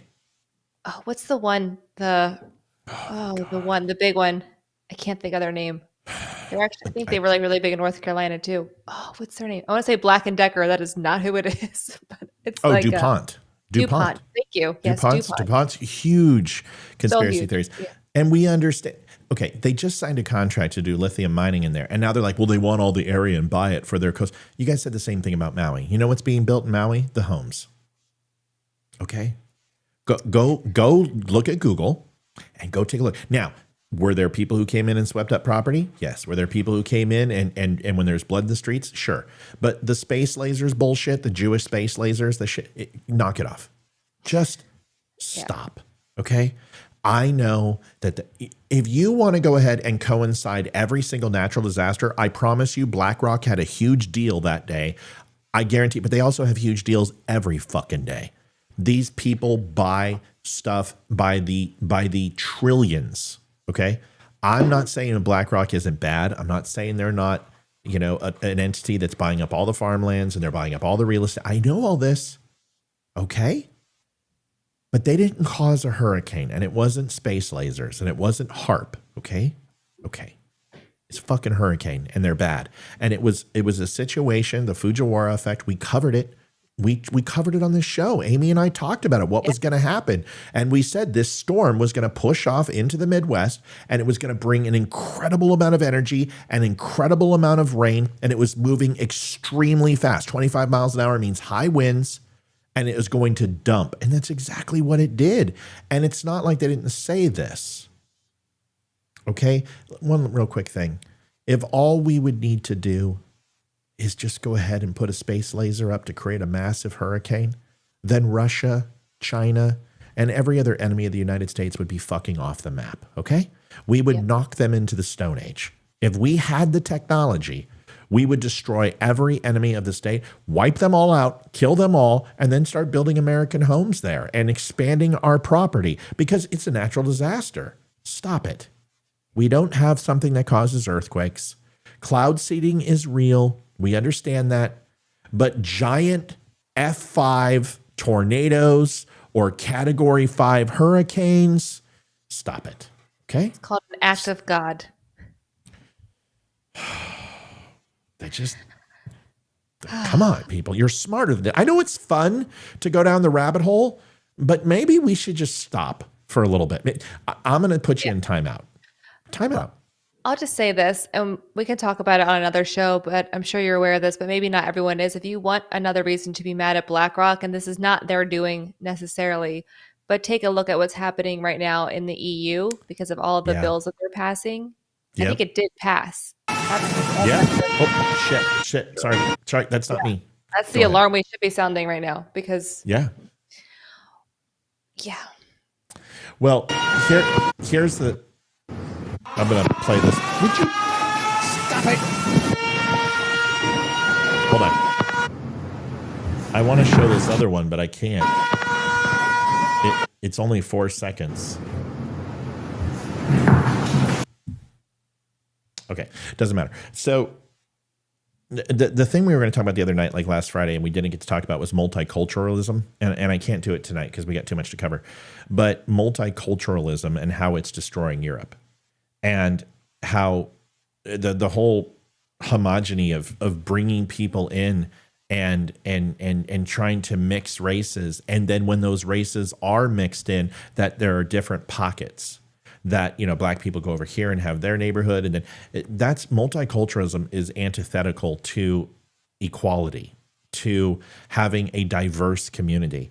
Diversity happens naturally, and the amalgamation of bringing people together is usually based upon essential reasons, not because of skin color. But this whole thing in multiculturalism, Europe's lost. Europe's done.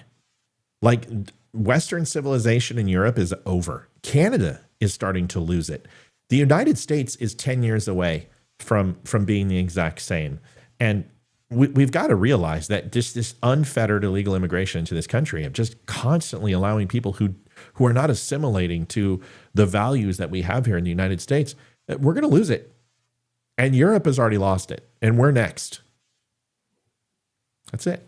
I totally agree. Totally great. I don't know what values we still have in this country, though. Sometimes I wonder. I don't know. I'll tell you what we need. We need, anytime the big man wants to come down and at least just kind of show himself, maybe just flash a couple lightning bolts or something, just let us know that you're still around. We need the fear of God a little bit back into this country. And if you don't believe in God, that's fine, but maybe you should at least just fear him a little bit, because this whole God is love and we need to be patient and wait, that stuff is I don't know if it's going to work, because we're losing belief in this country at a rapid descent. 92% of Americans believed in some form of organized religion 20 years ago. We're down to 73. The projections by 2030 and 2040 is that by 2050, Christianity will be a minority in this country. I hope not. I mean, on the upside, Catholics, we're crushing it. We're all getting back to our old roots. Yeah. Like, everyone's going to mass now. I see it in our church quite often. I do not cover my head, but a lot of women do. And I like the traditions. I really love the Catholic Church traditions. I will say this about God. Yeah. Even if he showed up here tomorrow and said, I'm going to perform this miracle so you guys will cut your shit out, everyone would be like, that's not true. That's not God. Like, it wouldn't work. It would not work in this world that we're living in. It's really horrifying, because God did a lot for us, and he still does. And he performs miracles all the time, but people choose to say it's not God. They don't. It's so sad. Just read your Bibles, people. Read the Bible. We have another hurricane following in the footsteps of this, and this is where the urgency is 6 days is too fucking long. Yep. I mean, we're supposed to have emergency response teams in this country, and that's what FEMA is. And if they are sitting around with their heads up their ass and saying we don't have enough money to do this, give me a break. You know, you got another hurricane coming, and these people aren't going to survive a second wave. They're not. You have to be exfilling people now. You got to get people out. I'm not going to pull any punches. The death toll is going to be in the thousands once the water recedes. The thousands. This entire place was failed. I told you that it wasn't going to be anything big until we looked at it on the map, because it was coming in a category 1. The fact that I was confused, and as much as I'm in the news, it should have been plastered everywhere how severe this was, but I didn't know. And a lot of my viewers didn't know. Olivia was confused, and she's like hurricane girl. Like, she tells me when Japan gets a typhoon, I'm like, she's like, oh my God, there's a typhoon. I'm like, from where? She's like, Japan. I'm like, I don't care. It's not in the United States. Why are you telling me? She didn't even know. That's a failure of epic proportion. This should be out there. And here's the thing. They have cried wolf so many times that these storms that are tropical are going to do so much damage that people don't believe it. Nobody in these areas have ever seen a hurricane up like this of this force. They didn't know what to expect. We should have been every minute, folks. You are going to die. You have to get out. And you force evacuations if you have to. You go door to door. If we can do it for COVID, why the fuck can't we do it for a massive hurricane that's coming? I don't understand. Did they know it was going to be this devastating? I mean, I know they knew it was coming. Right. We didn't know how much rain was going to get dumped. I mean, there's no way to say like, you're going to die. I think if it was put that way, because there's so many things on the news too, and it's always glossed over. I think the most important things are just glossed over. And then we talk about stuff that's just nonsense, like it's life or death. Like it's really, we're such a backwards place. God bless you. Let me ask you a question. Thank you.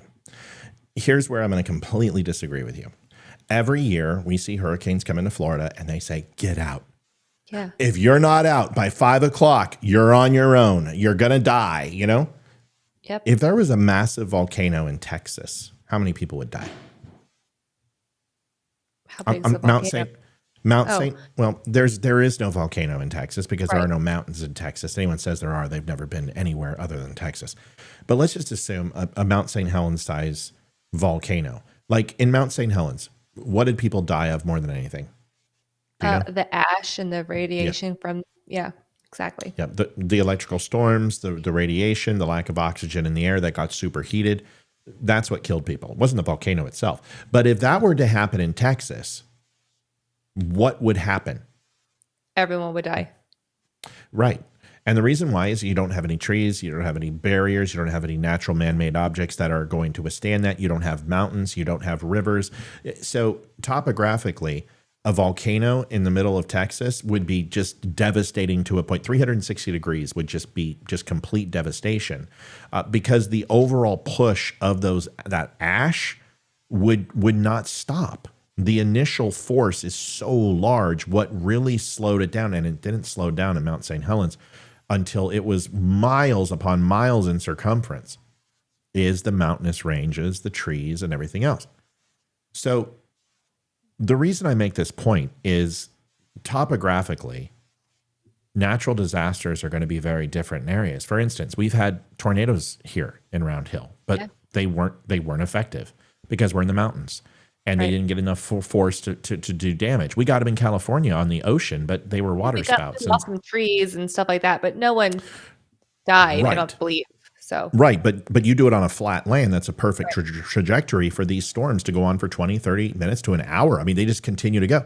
So my point is the moment that they saw a hurricane going into North fucking Carolina and they were predicting on landfall to be a 3 or a 4, they should have anticipated a massive amount of rain wouldn't be needed in order to create these flash floods.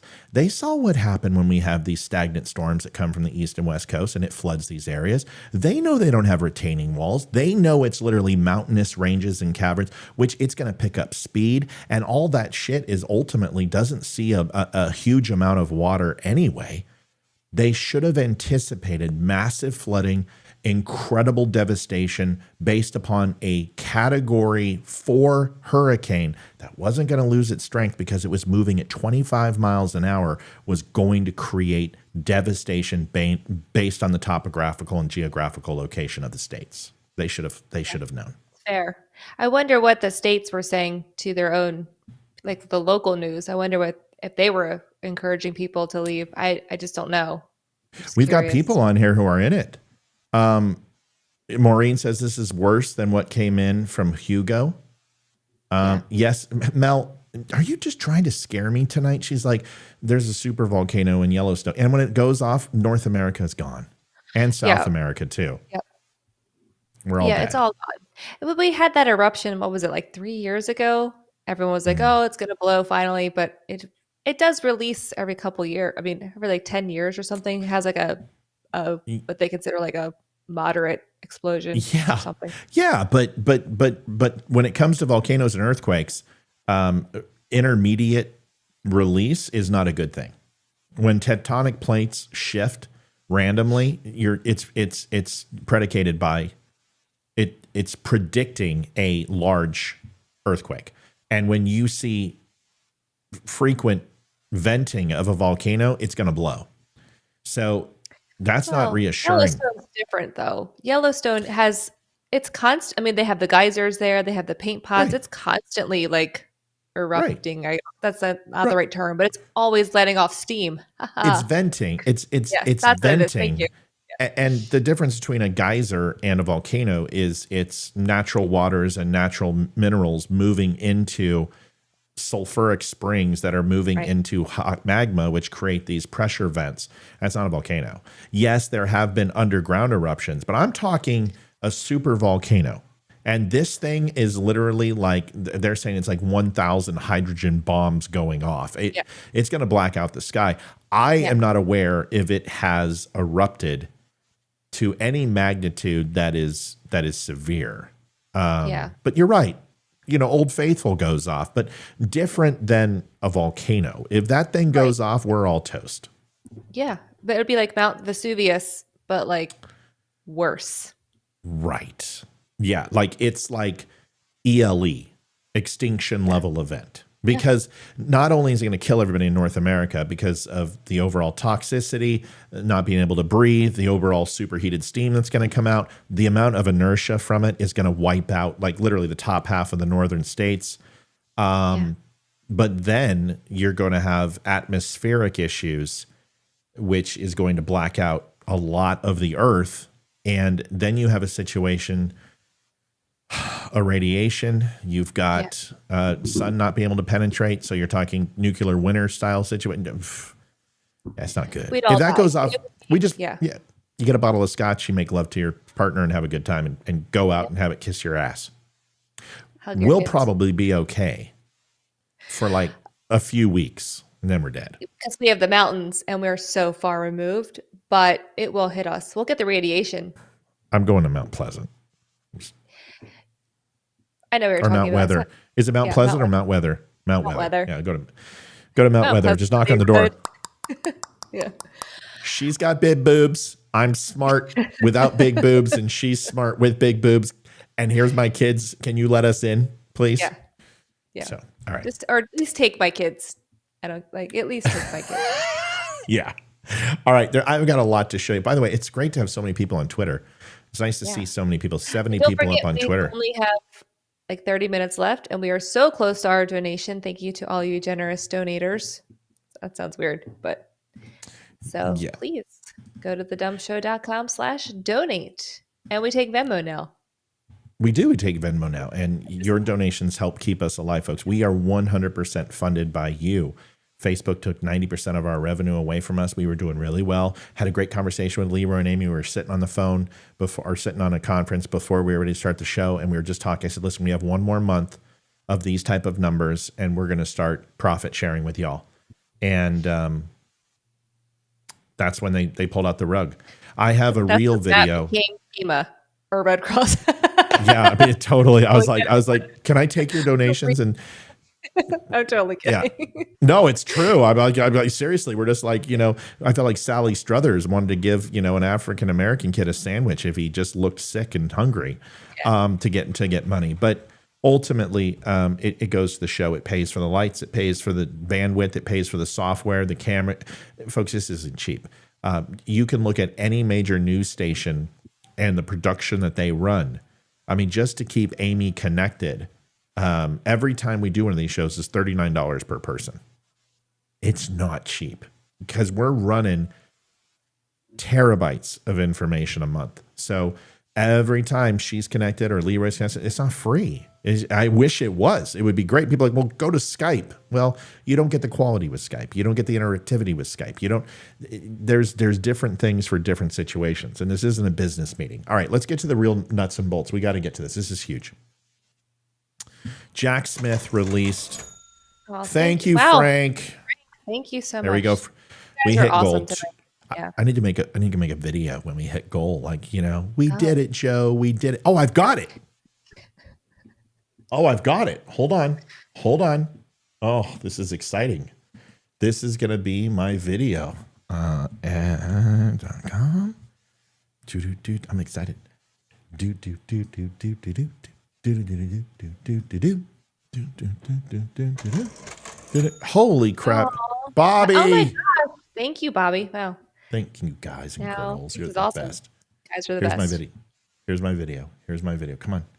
We're going to have our goal video. I'm almost got it. It's right. Oh, here it is. Okay. Don't play. There we go. All right, here it is. Here's our celebration video for hitting gold. Then we'll do the Jack Smith thing. Here it is. Ready? You ready, Amy? I'm ready. Here it is. Okay, here it is. We did it. We did it, Joe. We did it. We did it, Joe. Perfect. Yeah, Iran. That's something we have not talked about. We talked a little bit about it last night, but honestly, we got to get to this Jack Smith thing because it's important. There's a lot. I think you missed Bobby Richards since you didn't call it out. We did. We just called Bobby. Oh, okay. Amy did too. Okay, gotcha. I didn't hear it. Bobby, again, we thank you. And everyone else who has donated, you are amazing. Thank you so much. All right. So that's pretty good. All right. So this is the document. I got a copy of it. The one thing I get a lot is, Matt, where do you get all your copies of things that you shouldn't have copies of?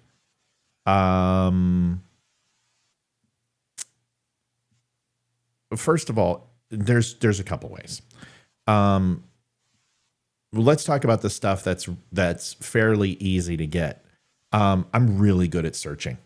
Like, people will talk to me. You guys see me like pull stuff up online, do a research, and it takes me 5 seconds, and I've got something for you. I know where I've been surfing the internet my whole life. I'm very good at it. I understand it. I understand how the web crawlers work. I understand how the meta tags work. I know what to ask in order to get the result that I want. That's number one. Number two is I have a group of people who I trust vehemently, who I don't expose, who provide me with information as fast as they can because I ask. It's pretty simple. And that's it. That's it. Okay, great. So now, I wish it was sexier. I wish I could say I've got deep throat or something and they give me secrets all the time, but that's not the way it works. Now, I want to explain what this is. This is Jack Smith, who, because of presidential immunity decided by the Supreme Court, pretty much said that you can't bring a case against Donald Trump, and they were going to push it till after the election. Well, Jack Smith didn't like that because Jack Smith, honestly, okay, I'm just going to be as plain as I can. You're not going to like my mouth right now. He's a fucking cock. Okay? And this guy this is election interference. He is just as bad as Adam Schiff. He has a hard on for Donald Trump. And folks, just ask yourself the question, timing. It's October, and there's a little thing called October surprise. This is Donald Trump's October surprise. This is 186 pages that the Supreme Court already said you can't bring this. They did a stay of execution on it, and he went to a federal judge and said, I want to release this. I want it redacted. And this is the information. So I want to make sure you understand number one. Number one, it is 100%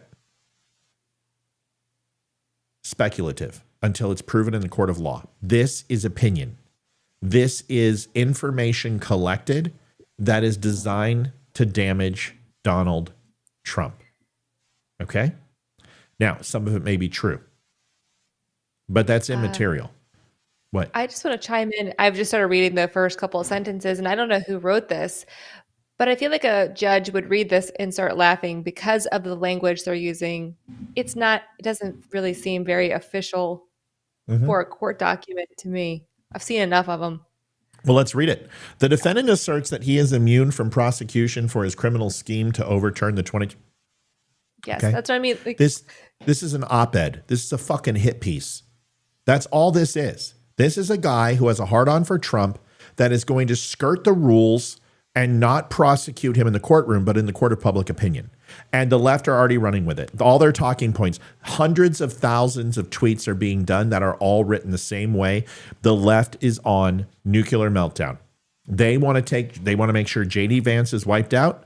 They want to make sure any positive press that happens from the debate is wiped out. They're 33 days and it's countdown time, and they're going to do whatever they can to burn Trump to the ground. This is it. Now, does that mean that he didn't do things wrong? Oh, yeah, he did. There's no doubt in my mind. But I got a downvote. Fuck you, Carrie from YouTube, you prick. Somebody ban him.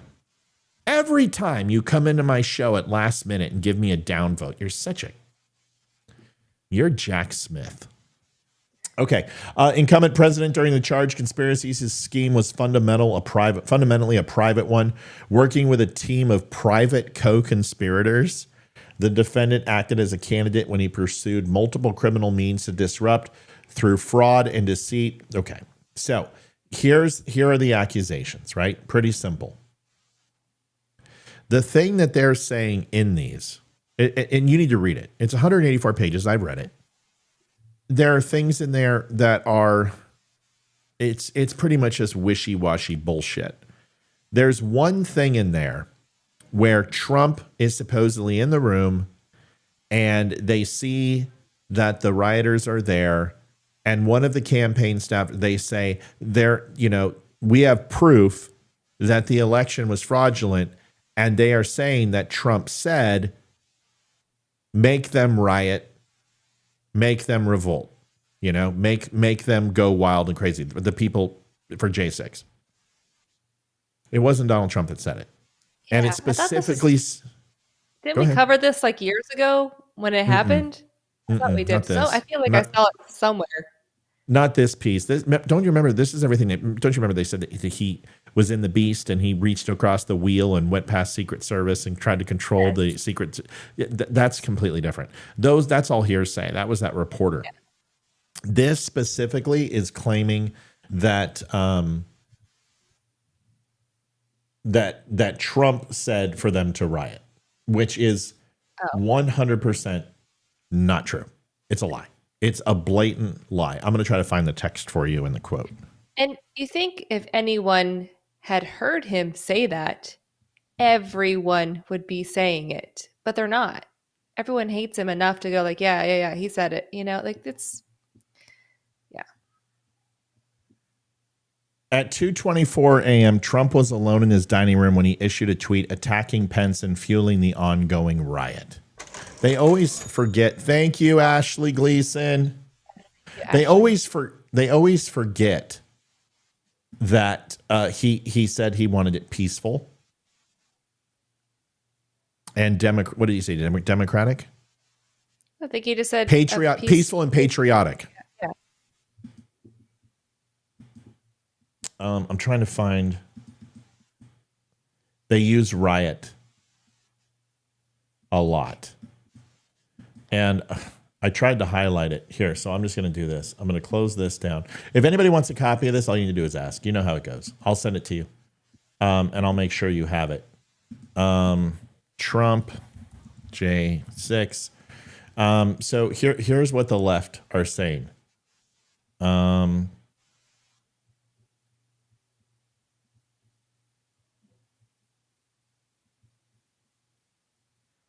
Oh, wow. People are combating this big time. This is great. Let me get to this in a second. Trump riot. I wonder if Elon is. Okay. The October surprise is here. Someone who knows Trump through a friend's second cousin said, make them riot. And the media is claiming he resorted to crime to cling to power. This is an excerpt from Jack Smith. Here's the picture. And it says, colleague at the TCF Center told P5. So my brother, sister, cousin's roommate said to do this, right? And it ultimately says, we think a batch of votes heavily in Biden's favor is right. Responded, find a reason it isn't. Give me options to file litigation, and even if it is BS. When the colleague suggested that there was about to be unrest reminiscent of the Brooks Brothers riot, a violent effort to make stop the count in Florida after 2000 presidential election, P5 responded. P5. It's not Donald Trump. Right. Donald Trump is listed in the affidavit and in the filing. He's not P5. He's not redacted in any of this. P5 is somebody on his staff. Said, make them riot and do it. What is it, Shia LaBeouf? Do it! Do it! The defendants' campaign operatives and supporters use similar tactics at other tabulation centers, including in Philadelphia, Pennsylvania. Give me a fucking break. This is all hearsay. This is all he said, she said. This is all my brother's, sister's, cousin's, father's, uncle's roommate. What does that make us? Absolutely nothing. Here's a video. Direct evidence against the former president. Conversations directly with. First of all, they never get to make fun of Trump's hair again with this guy. Literally. Right. I mean, dude, you look like from the movie, it was Bruce Willis, the futuristic movie where Gary Oldman was in it. I'm not Leroy. I'm sorry. I don't know movies. I don't get Gary Oldman movie, Bruce Willis. Oh, God. It's right on the tip of my tongue. Yes, The Fifth Element. Oh, I've seen that one. Love that movie. Yeah, and this is who this douche plow looks like. Yes. There it is. Yep. He looks just like That's him, him. man. I mean, is that not a spitting image? Look at that. I mean, That's it. Here. That's definitely him. here, I'm going to play it while he talks. Him by lawyers and by Mike Pence himself. At one point, one of the lawyers tells him that there is no proof of any fraud that would be outcome determinative. That claim to the otherwise, or he uses an expletive, says it's BS. He has recounted conversations with Pence himself, describing that the claims of election fraud that the president is making are not true. So this is direct evidence. There also is direct evidence of the president saying, I don't care about the details. I don't care that we would lose in court. And when he's warned that there would be violence, on page 8 of the filing, when he's warned that if he continues this, that there could be violence, he says, make them riot. That's a quote. How do you make them riot? Riot? Do it. Those are quotes. This guy literally sleeps with his tampons, and they all have Tim Walz's face on them. Yes. Dude, you guys have been trying to make this J6 stuff. Nobody fucking cares. Nobody. You guys put on a 30-day trial that nobody watched. Nobody cares about J6 because they know you're talking out of the side of your mouth because of BLM. You allowed 186 riots worth $2.5 billion. Federal buildings burned down. Sheriff stations burned down. Police stations burned down. Government centers burned down. They threw fecal matter and frozen bottles of waters at cop. They fired fireworks that blinded, deafened, and lost limbs, fingers, digits for police officers. Nobody fucking cares about J6. Now, I have spoken out against J6 more than any other conservative in the fucking digital landscape. Everyone knows I have. I fought y'all on Ashley Babbitt. I fought y'all on what happened on J6. You don't like me for it? I don't give a fuck. Because I'm telling you the truth. There was responsibility on all sides.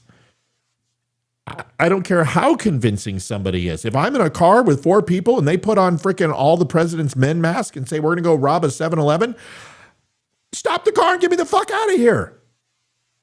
Otherwise, because I'm responsible for my actions. So were the J6ers probably duped?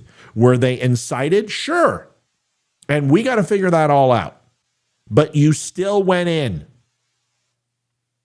You've heard me say that I do truly believe that there was government involvement on J6. I get it, but it doesn't absolve what happened. And there are people who need to be held accountable for their crimes, including the U.S. government. Because we all saw the double standard, what happened with Ray Epps. We know he was an informant. There's no way in hell that Ray Epps did not get charged and Grandma Patriot did. Okay? There's no way. He specifically said, we're going in. We're going in. We're storming the gates. That's incitement. He wasn't charged with that. He got a misdemeanor. And he didn't get a misdemeanor until they brought it up in the Senate Oversight Committee. I did a show on Ray Epps 3 weeks after J6. I was one of the first people to do that video. So you don't have to tell me, but I was also one of the first people to release the footage of Ashley Babbitt that you didn't see. Yeah. So the one thing you get on this show is you're going to get a balanced opinion. And I'm going to give you all the sides. J6 had multiple situations that shouldn't have taken place. They should never have let those people in. They should never have done the line of death. You Gandalf, none shall pass. No. And you shouldn't have not known what to do. The Capitol Police were completely kerfuckled. This reminds me of Afghanistan. It reminds me of North Carolina and the hurricane. And folks, this is just another thing to tell you that the United States government is not effective at all the things you think they are. They suck. I worked for them for over a decade. The United States government is completely fucking inept. And the only thing that they have is an abundance of time and money. And they are shit at it. They can't keep a secret if it's sat on their face. And you think that this is some this amazing shadow operation that they can go ahead and interject 51 million votes into the system and do it quietly with over 40,000 people involved? Give me a break. They can't even keep a phone call between Bibi Netanyahu and Donald Trump that happened 4 years ago. So what I'm saying is this whole bullshit it's all smokescreen. This is all bullshit. This is the October surprise. There's two more coming. There's two more coming. Because we don't have the new accusations of sexual impropriety that are going to be coming. They haven't done it yet. But they're going to accuse J.D. Vance of having an illicit affair with a woman, or that he sexually assaulted a woman, and they're going to hit Trump with it too. More people. I'm telling you, that's the Potomac two-step for the liberals. Well, it's That's because coming. we value the family unit, and so, just saying. It's all bullshit. Don't listen to this shit. Just get to the polls and vote, because here's what it comes down to. At this point, guys and girls, it doesn't fucking matter what Donald Trump did. It doesn't matter. I don't care what he did. There is nothing that will get me to vote for Kamala Harris, and there is nothing that will get them to vote for Donald Trump. We've drawn our lines in the sand. We've drawn our lines of demarcation. We can't have a civil war, so we're going to have disobedience through the vote. And there's that very small 7% that will decide this vote. And those are the people you need to bring to the polls. The people who say to you, I'm going to vote for Kamala because I can't vote for Donald Trump. Let me tell you something. Let me go off for a second, Ames. I know you got a lot, and I'm going to shut the frack up. Here it is. I would rather have a narcissist as the president of the United States than somebody who's delusional. Same. Narcissists don't want to fail. Narcissists don't want to look bad. Narcissists don't want to lose. They're agile learners. They only think about how to win. People who are delusional curtail to everybody. They're weak. They're feckled. They have no desire to be successful other than the fact to be liked by everybody. That is Kamala fucking Harris. Donald Trump is a narcissist. Good. Nobody fucked with us because they didn't know what he was going to do. Or more importantly, they knew what he was going to do. I don't care if Donald Trump is a nice man, and he has done amazing things. I saw this video of him in North Carolina or in Georgia, and it was beautiful. It brought a tear to my eye. I've seen the goodness in him. I don't give a fuck what you think. But if it's between a narcissist and somebody who's delusional, I'll take the narcissist. At least a narcissist knows what a woman is. At least a narcissist doesn't want to chop off genitalia of children. At least a narcissist doesn't want to abort a fucking child up to 9 months. At least a narcissist doesn't want to ban the Constitution. At least he doesn't want to expand the government. He doesn't want to stack the courts. And the one thing I know is that we may not have less freedoms today than we did yesterday. But I promise you we are on a pathway to that if we continue to vote for liberal policies, because they're not liberals anymore. They're just as bad as the 2008, 2012, and 14 Republicans. They are zealots for their cause. They are anti-family. They are anti-patriarchal and matriarchal relationships. They are anti-population. They want globalism. They think individuality is a racist trope. And they want collectivism through progressive socialist policies. At least Donald Trump is somewhat moderate. He's a narcissist. I'll take the fucking narcissist. Go ahead, Amy. Yeah, I'm with you. Donald, I am not bothered by Donald Trump personally, but he's never personally attacked me either. So I don't know. Stop being so easily offended by things that are not directed at you. If that's how you feel about Donald Trump, I feel like Kamala Harris she's literally in office right now. And so her actions and words do directly affect me. I'm like, crap, I forgot something at the grocery store. I don't want to spend the gas to go get it because it's so freaking expensive. Everything's so freaking expensive. And now with us not having ports on the East Coast, well, we are just completely screwed because I went on Amazon yesterday because I got the freaking toy wish list and my kids are like, we want all this crap. I'm like, let's see how much it all costs. I'm like, I can't afford to get you guys Christmas this year. So we're just not gonna have it. Everything's so freaking expensive. Why is every toy like the minimum price is $80? And I'm like, my kids are little. They're not asking for high end shit. I was just appalled at like a lantern was $80. And I'm like, you don't need a lantern. Sorry. I'm just surprised at the prices. Maybe I don't shop enough, but I'm just like, Kamala Harris she's a loser. She's a total loser. She's never received a single vote for president. Like she couldn't make it. She couldn't hack it. She can't hack it now. They're losing, Amy. They're losing. So she is a D girl. I said, take the mean girl as a Donald Trump. Oh, he's like the mean girl. No, I know, but she's a D girl. Do you know what a D girl is?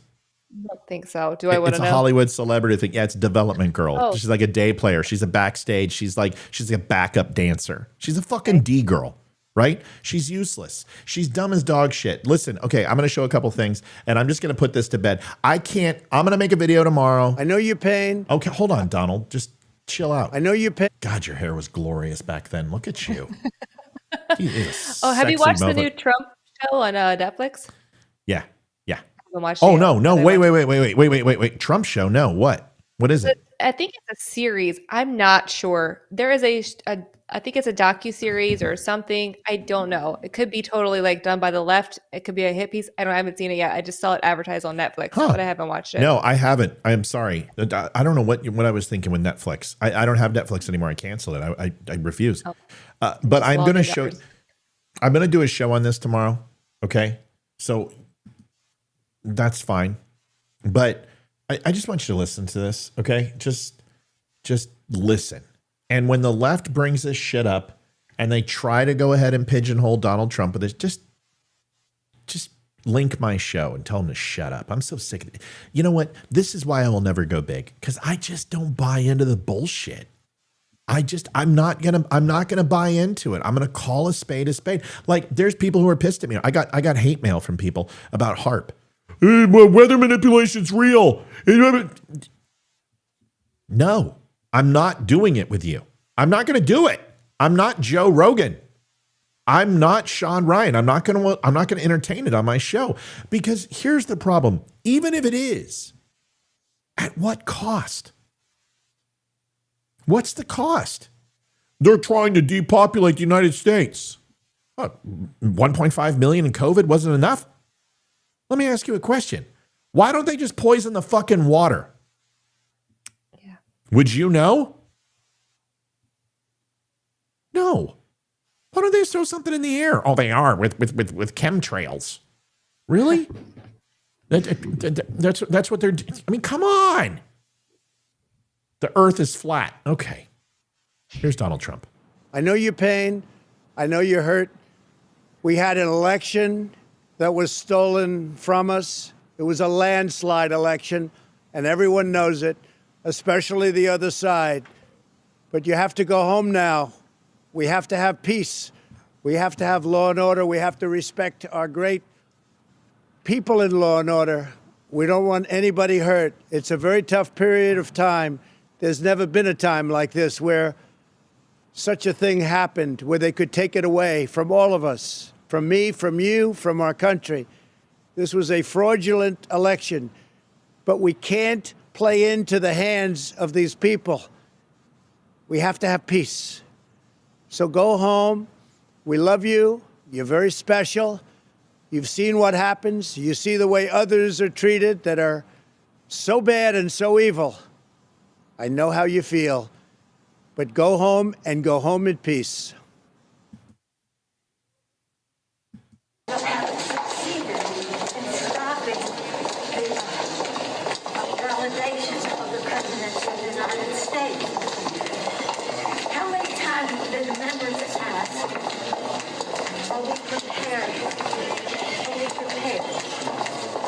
We're not. Prepare for the worst. We're calling the National Guard. Now, you can't hear the drunk bitch, but essentially what she's saying is that she regrets that she didn't deploy the National Guard. And if that one doesn't do it for you, here's one that's clear as day. We have responsibility, Terry. We did not have any accountability for what was going on there, and we should have. This is ridiculous. You're going to ask me in the middle of the thing when they've already breached the inaugural stuff should we call the Capitol Police? I mean, the National Guard? Why weren't the National Guard there to begin with? They thought that they had sufficient resources. No, that is not a question of how they had been. They don't know. They clearly didn't know, and I take responsibility for not having them just prepare for more. We have responsibility. So it's all bullshit, okay? It's all bullshit. January 6th happened. It was a horrible fucking day in our history. Who cares? I mean, who fucking cares? And I hate to say it, okay? And I'm going to say it. I got 100. Oh, fuck. I got 180 people. A lot of people are about to get pissed. Are you ready? Here it is. Officer Sicknick being dead, it's a travesty. A good friend of mine knows him personally, knew him personally. And it's sad. He didn't die on J6. Okay? It was horrible. Okay? Ashley Babbitt went into a confined space, and Capitol Police are not there to serve and protect. They are there to defend. And he had a kill order. And I'm sorry. That was the line you do not cross. There were barricades on the doors. The doors were locked. You had 3 armed guards there. They said, we're coming in. Move out of the way. The Capitol Police, once they did, they broke down the retaining window where there were chairs piled up, and you had a man with a drawn weapon, and she entered. I'm sorry. I don't feel... I cried when Ashley Babbitt, it was a veteran. I was emotional. I drove right by. I was right there. I was in Annapolis. I was working there that day. I was just coming home. I actually pulled over and spoke to National Guardsmen. I pulled out IDs that I haven't pulled out in 20 years and showed them IDs to have a conversation with them. It visibly shook me to my fucking core. I love my country. I love DC. I've spent my entire life in and out of this area. I couldn't stand it. It bothered me. And when Ashley Babbitt, it's a veteran, and I was doing a lot of work with veterans, and it was horrible. But guess what? I will say what I always say. Comply.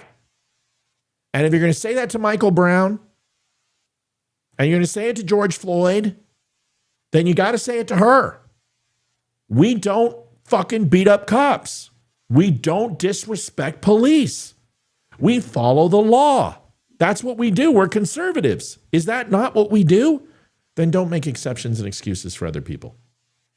If you break the law, you play stupid games, you win stupid prizes. That's it. I'm not going to sit here and make excuses for the people in J6. I'm also going to make excuses for our government. I'm not going to make excuses for the Capitol Police or Secret Service. But multiple things took place that day, and Donald Trump has some responsibility too. He embraced, and you guys all say it, he listened to the wrong people. Well, listening to the wrong people got a lot of people fired up. a lot of people fired up and would have sworn that that election was stolen. I just want you to think over the last 4 years how many stories we've heard and the different variations on the stolen election, from Buenos Aires to Dominion servers to leaking pipes to mail-in ballots to secret watermarked ballots to hacking systems to what, God, what, oh, fucking 2,000 mules to ballot harvesting. I mean, you guys, I've given you as much as I can on this subject. If you remotely believe anything that comes out of the Democrats' mouth or the Republicans, you're already losing. Republicans lie. Democrats lie. They all go to the same fucking bar mitzvahs. They all go to the same birthday parties. They're all from the same sororities. They're all from the same colleges. They all know each other. They're all Sigma Chi Delta handshake motherfuckers. Every one of them. And they're live dirty. together. They're corrupt. And they want power. Don't believe any of them. Okay? Great. Amy, give us an hour or give us a minute. No, I don't have an hour. If anyone's interested. Christine said wrong paper size. Yes, the wrong paper size. The secret watermark ballots. Oh, just so much bullshit. So much bullshit. Go ahead. On the topic of J6, I saw on, I think it was probably CBS News or NBC, there is an off-Broadway production of like the one J6er whose son turned him in and like testified against him. They made an off-Broadway play. I heard it was funny. I don't know anyone who's seen it. I don't know if it's a serious play. I have no idea. I just thought it was a good time to mention that if you're in New York and you want to go have a good laugh or something. I can't wait to not go to New York. Right. I don't think I'll ever go there again, honestly. Me neither. Never. Sad. Chicago and New York. I don't even go to DC unless I have to. It's very Yeah. Oh, yeah. We live down haven't the even street. I know. We haven't been to the Smithsonian. We won't go. I won't go down there. I won't even go down there for Astros games or Avalanche games anymore because it's a shithole. It's too dangerous. Mel says she wants the DNC RNC bomber exposed. So do I. Like, I want that stuff exposed. I want to know. Listen, we're getting closer. Once this election's over, I really think we find out how many government agents and informants were inside in J6. And I think it's going to be an astonishing number. I really do. I think I don't trust our government as far as I can throw them. Why do you? Right. The disillusionment that you should have towards our government. The only reason I like Trump is because he's the only one who's at least real. He just says whatever the fuck he wants. And I know it's not scripted. I know it's not fake. And some of it is just complete bullshit. Most of it's bullshit. I'm not going to lie. And Donald Trump lies his ass off. Yeah. But it's good lying. It pisses off the left to expose themselves. He's like the relative at Thanksgiving that you're like, oh my gosh, he's never going to shut up. We have to sit through dinner with this person. He's so annoying. Oh my gosh, we listen to stupid stories. He's perfect. He's amazing. And he's like that relative, but you have to deal with him for a little bit. And you don't have to actually listen to him. Like you could just live a better life and appreciate his policies. Or you sick him on your in-laws, see? Yeah. And that's what we do. We take Trump and we go, listen, we may not want you to sit at the table every day, but we're going to sick you on the in-laws. We're going to send you to China. We're going to have you go over to Ukraine. And that's why we love Trump. Listen, I'm teasing. I think Trump, everything that I've seen from him from afar, and I've never met the man. I would love to. I think he's a nice guy. Everything I hear is that he's a super loving and caring human being. And what you see on the national stage is him 24 hours, 7 days a week being on the defensive because they are trying. Listen, we used to say it 4 years ago. They're trying to kill him. We were talking tongue in cheek. Now, it ain't a joke. They're trying to fucking kill him.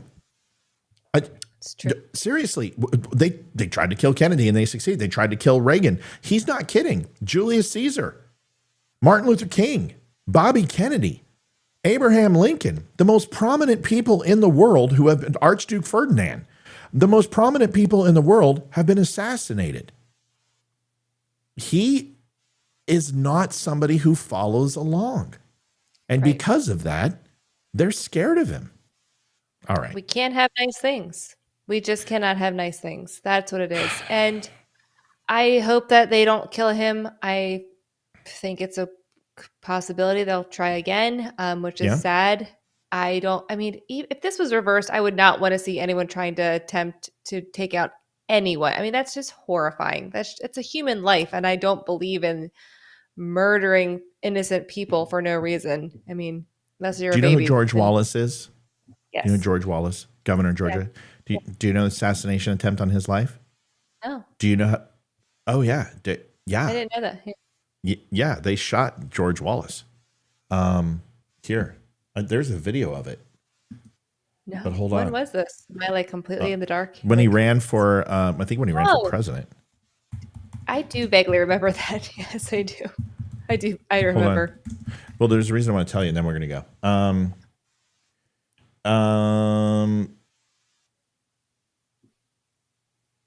Yeah, it was 1972 in Laurel, Maryland, and he was permanently paralyzed from the waist down. Do you know Shocking how outraged? that happened in Laurel, Maryland. Yeah. Sorry, I can't believe it wasn't Baltimore.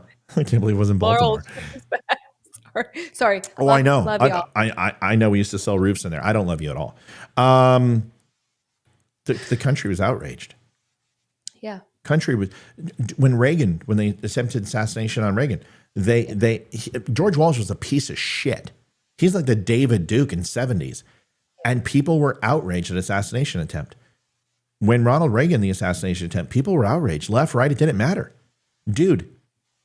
Have you real quick? I'm sorry. Have you seen Ocean's 11? Yes, I have. How about Ocean's 12? I've seen that whole series. I think I have. Great. Pretty sure. In Ocean's 13, they go into Vegas and they get a geological drill, and they go to the base of the hotel and use this drill on the infrastructure of the hotel, and it shakes, and they're trying to simulate an earthquake, right? So they do it the first time, and the whole thing shakes, and they're all sitting there, and they think it's going to get an evacuation, and everyone's going to run out. So they shake the building the first time, and the guy's going to walk, and he's like, "That didn't do anything. They're still here, gambling. They're still in the hotel, and they got to get everything cleared out so they can steal the money, right?" So they're like, "Okay, hit them again." And they hit the beam again, and it shakes even more this time. And now chips are falling over and drinks are falling over. And Brad Pitt's sitting there going like this, looking, and nobody's leaving. And he's just going, "Motherfucker." He goes, "Hit him again, hit him harder." And now windows are breaking, and then George Clooney gets on. He's like, okay, that's enough. And he's like, "Man, I'm not doing it anymore." And like the building's going to come down. And finally, people get the point. We've had 2 assassination attempts, and people are still playing blackjack and roulette. Yep. Nobody is shocked. Nobody. They're just like, and so the people responsible are like, "Hit him again. Yeah. Hit him. Okay, hit him again." And the third time, it's going to be the point of no return. That's what's happening. And I truly believe whether it's one person responsible or a group mentality, is people are so anesthetized. They are so numb that it would take something so graphic, so horrible to shock them that I don't think anything, even his assassination, would shock people. I don't think people would even care. Most people, I mean, we would care, obviously, but. Well, of course, but that's different, right? But here's the thing. The difference between us and them, 30 seconds. If Kamala Harris, I think people would stop and go, "Whoa, okay, this is not fucking right. We don't like her policies, but you have no right to do that to her," because people try to cover up our yard signs every day. I don't go out and do that in Kamala. The left is just so fucking, they're brainwashed into this. And even though we don't like Kamala Harris, I don't want to see anything happen to her. They want him dead. Like every fucking Democrat I know hate him. They hate him. They say he's Hitler. It's ridiculous. All right, we got to go. Yep. Thank you, Amy. Thanks for being here tonight. Thanks for having me on. Signing off. See you next time. Love you, Ames. Thank you. Guys and girls, we'll be done. I'm going to wrap it up with them. Thank you, Amy. You are the best. Yeah. before we go, I just want to thank everyone again for the donations because we got over our goal. We appreciate it. Love you guys. I will see y'all later. Thank you, everybody. Bye. Thanks, Amy. Bye. Oh, I have a Dylan Mulvaney thing to show next week. So when you come on, we'll show it to you, okay? She said yes. Folks, once again, I just wanted to say one thing real quick before you go. I want you to go over to wimkin.com. It is the best social media platform. It's got some great information there. Jason does an amazing job. You can go there, wimkin.com. The thing is that they have tried to silence and shut them down. So normal emails don't work. Google, Yahoo, Comcast. So you have to get your username put in, choose your password, choose a profile pic. You have to have a profile pic. He doesn't allow anon accounts. You got to set up your profile. Just wait 24 hours. He will approve it if you do all those things. And then just remember your username and password and sign in. You don't need an approval process outside of that. If you have a problem after you've done all those things, you reach out to me and I'll get you an account. It is awesome. Go take a look. Thanks to all the people who've donated. You can go to linktapgo.com/thedumbshow or thedumbshow.com/donate. Help us hit our goal. This is 2 nights in a row. Thank you so much. We'll be on tomorrow night at 7 o'clock. I'll have a recorded show tomorrow, plus news coming out. I appreciate all of you. Please do me a favor and take care of each other. Please stay frosty.